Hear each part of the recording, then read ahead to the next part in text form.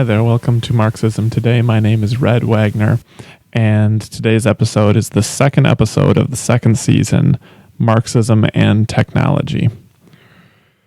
I want to start today's episode by saying that sometimes before recording an episode, I will bounce the idea off of friends or I'll talk about the topic for the episode beforehand with some people I know.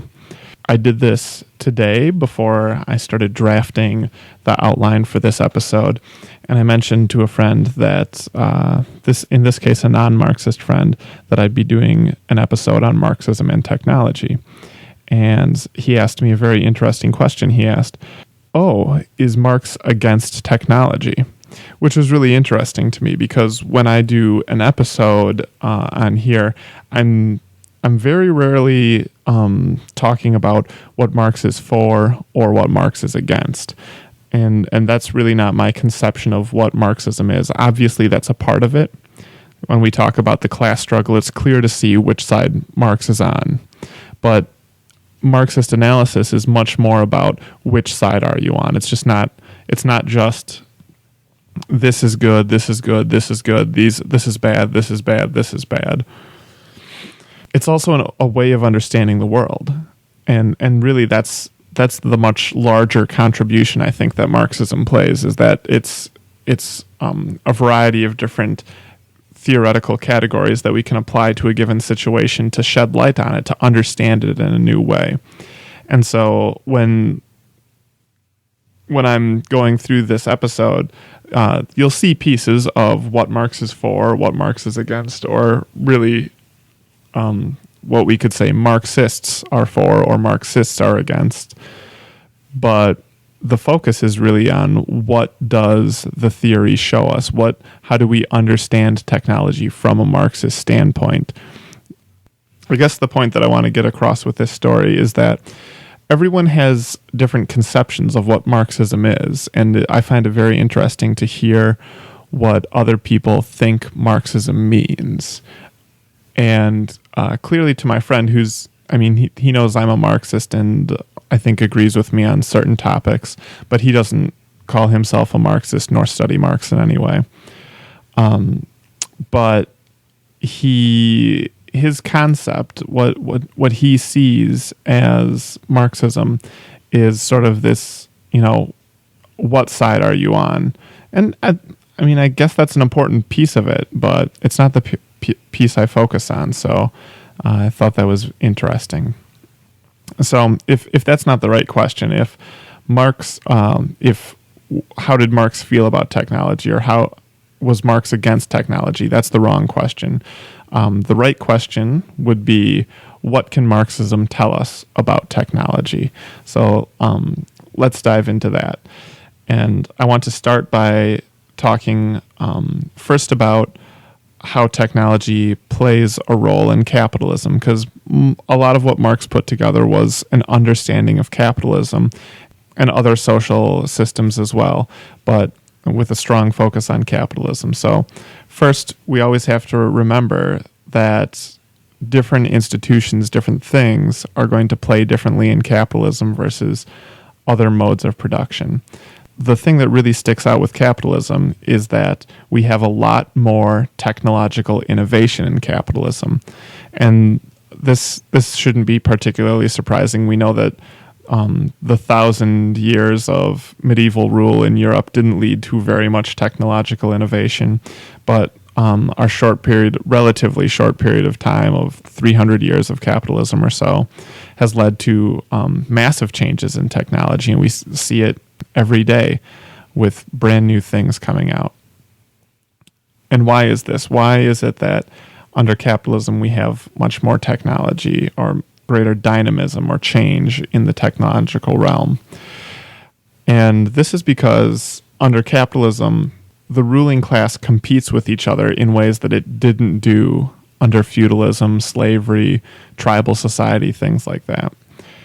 To elaborate on this point, if we think of a feudal lord, that lord has the land given to him by the king. He rules over the serfs on that land. He's never going to lose that land or get bought out by another lord, or at least that's not the normal way of doing things under feudal rule. He'll pretty much always be a lord. He'll pretty much always have those same serfs. So he doesn't need to worry about adopting the most recent technology in order to stay competitive with the other lords.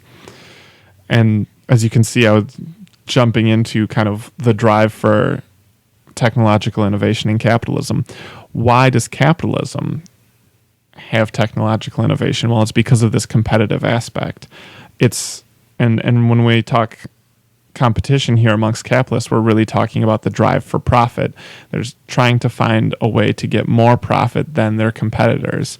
The reason they do this is because they know everyone is trying to do it. Each capitalist is trying to make more than his competitors. And the capitalist who does this will be able to survive and continue to be a capitalist the next day. And the capitalist who doesn't do it will go out of business. He'll get bought out. He'll go bankrupt. Essentially, he'll be driven out of the ruling class and then be part of the working class if he cannot maintain competitiveness. So what are the effects? That's the motive behind it. It's always profit. And so then kind of how does technology get used under capitalism? This means that the technologies that capitalists are focusing on, the ones that are thought about, developed, and used, are the ones that promote capitalist profit. A capitalist isn't going to be particularly mindful of technology that might make work more fun to do or more interesting to do, because the capitalist doesn't particularly care if his workers are having fun or if they're interested. Maybe if that means that he can get more value out of them in some way, then that, yes. But that's because it gives him more profit. If it makes the workers happier but doesn't increase profits, then there's no reason to do it. That's the first piece of how technology is used under capitalism. Another piece is when technology is used, it's often labor saving, or it allows for a greater production of the same commodity. So if you think making a car by hand would be very hard, and you could hire a lot of workers to make cars by hand, but if you had certain pieces of technology, certain machines, you wouldn't have to have as skilled workers, and they could make cars a lot faster. This has a variety of different effects. One effect that technology often has is to make the work simpler. This allows the capitalist to replace a highly skilled worker who may be able to demand high wages because the skills aren't particularly abundant in society. That worker can be replaced by an unskilled worker or a worker with fewer skills or less skills because the machine might make the job simpler to do. We also see that a machine might allow one worker to do the work that used to require many workers. So in this way, technology under capitalism can produce unemployment. All the workers that used to be needed are now collecting unemployment or are out on the streets or whatever, depending on the degree of social welfare in the given location. Along with producing unemployment, technology can also have this negative effect of stagnating wages. So if you raise unemployment, if all of a sudden you take all these workers that used to work and you throw them into the unemployment lines, that means there's a lot more workers looking for work. So wages don't have to go up. In fact, they can even be decreased. If you want to think about it in simple supply and demand terms, the demand for workers has gone down and the supply of unemployed workers has gone up. So the price for workers, which is what we call the wage or the salary, would fall in this case, or at the very least would not rise up. With the adoption of technology, we also get stagnating wages. Unemployment, stagnating wages, simpler work. And sometimes simpler work could make the job more enjoyable. If sometimes you might have technology that makes a very complex task a very easy task. So the worker might enjoy that aspect of it, but be unaware of the fact that at the same time, that aspect is reducing the particular importance of that worker that might erase some of the distinction that that worker has in skills above just any unskilled worker, leaving that particular worker at a disadvantage. So if technology has all these negative effects under capitalism, unemployment, stagnating wages, simpler work, which could be a good thing or a bad thing. Perhaps it makes the work particularly boring or repetitive. That could be a bad thing. If it has these effects, isn't technology a bad thing under capitalism? Well, it's a mixed bag. It's both good and bad. One of the effects of technology often is to lower the price of commodities. When you can produce them with fewer workers, you'll take a cut of that as profits. You'll take another piece of it and lower your prices so that you can stay more competitive. There's a variety of different things. So lowering prices is a good effect. Also, the fact that it moves humanity further along. With lowering prices, it allows sometimes a higher standard of living as long as prices fall greater than wages fall. So, it's a mixed bag. It could be one or the other. Which falls more, I don't know, in any given situation, and that's something that would need to be analyzed. But at the same time, technology also moves mankind forward. It builds on each other, and even though there are these bad pieces mixed in, the fact that capitalism moves mankind along the technological path does help. So now I'd like to kind of switch gears a little bit and say, well, we've talked about capitalism and how it uses technology. If as Marxists we want to move beyond capitalism, then we need to understand how technology could be used otherwise. How could it be better in a non-capitalist world? Here's kind of a way to think about technology. Say we have a piece of labor-saving technology. Under capitalism, this, again, creates unemployment, stagnating wages, things like that. In a post-capitalist society, if we have a piece of labor-saving technology, there are essentially two very simple choices that can result from this. One is that we can have more stuff because with the same amount of labor, we can make more of the product. So everyone can have more. If for some reason there would be a need that everyone would want more, then that's a choice. Or there could just be less labor time, so people wouldn't have to work as long because they could spend half as much time working and produce the same amount of stuff. So we'd get more leisure time. That, to me, and I think to Marxists besides myself, is a rational choice. That's the choice that we should get with technology. Capitalism, on the other hand, doesn't allow us to make this choice, right? Because if the capitalist is going to remain competitive, he needs to take that extra money and use that as profits and reinvest it. He needs to lower the prices to stay competitive. He needs to do a variety of things that don't allow either of these choices to be brought up at all. So workers don't work less and they don't get more under capitalism. Another important piece to remember is that under a post-capitalist world, the type of technology that we could consider would open up. So labor-saving technology, that's great. Capitalists care about that as well, and we should care about it in a post-capitalist world. But what about technology that doesn't really make the labor any more efficient, and maybe it stays the same in efficiency, but makes the work more enjoyable, or empowers the worker in some way, makes him feel less alienated from his work, or more fulfilled by it. These are pieces of technology that should be seriously considered under a post-capitalist society. There's no reason for a capitalist to go out on a limb, take a risk to adopt one of these pieces of technology when he doesn't get anything from it. But if instead of a capitalist making the decisions in pursuit of profit, we have workers making the decision for a better world, for nicer conditions for themselves, or fewer working hours for themselves, or a higher standard of living for themselves, then all of a sudden choosing technology that makes work more interesting or more enjoyable becomes an option. It's opened up. And right now, I don't think there is a lot of technology out there. I might be confusing you by talking about this category of technology that makes work more interesting. What the heck could it be? What would make work more interesting? Well, no one works on that now. Nobody thinks about that now.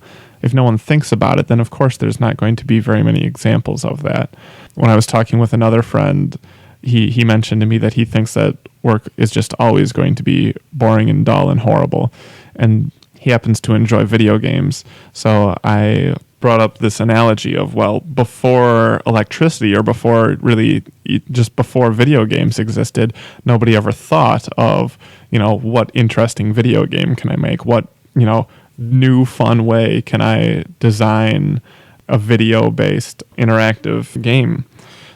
Nobody thought about it. But because under capitalism you can sell those as commodities, and when technology allowed that to happen, then all of a sudden there's this explosion of different ideas of, how I can make something that might be entertaining to someone. If there's the motive to do it and the labor behind it to support that, then people will investigate those realms. And right now under capitalism, there's not a lot of investigation under the realm of using technology to make work more interesting because there's no reason to.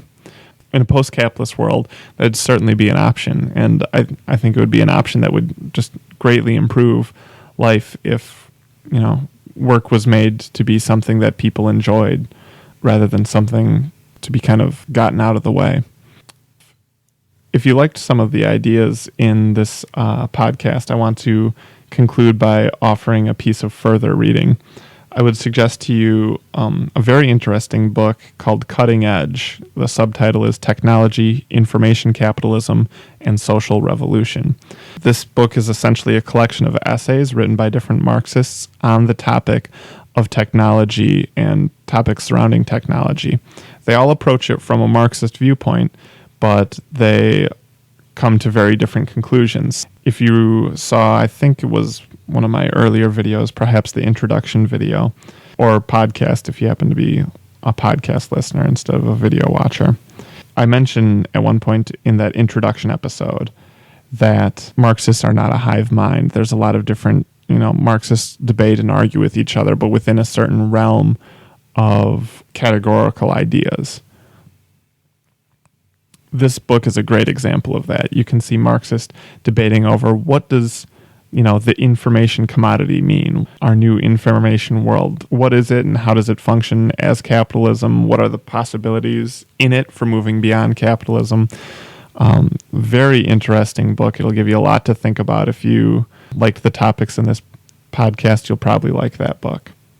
This has been episode 2, Season 2, Marxism and Technology. I'm Red Wagner. Thanks for listening.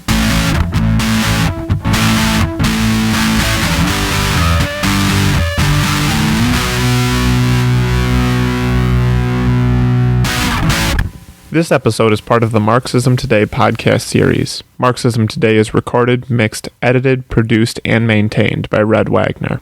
It is distributed freely and licensed under the Creative Commons Attribution Non-Commercial Share-alike 3.0 license. To find out more about the Marxism Today podcast, visit our website at marxismtodaypodcast.wordpress.com, where you can find archives of all of our episodes available for download. Thanks for listening. We'll see you next time.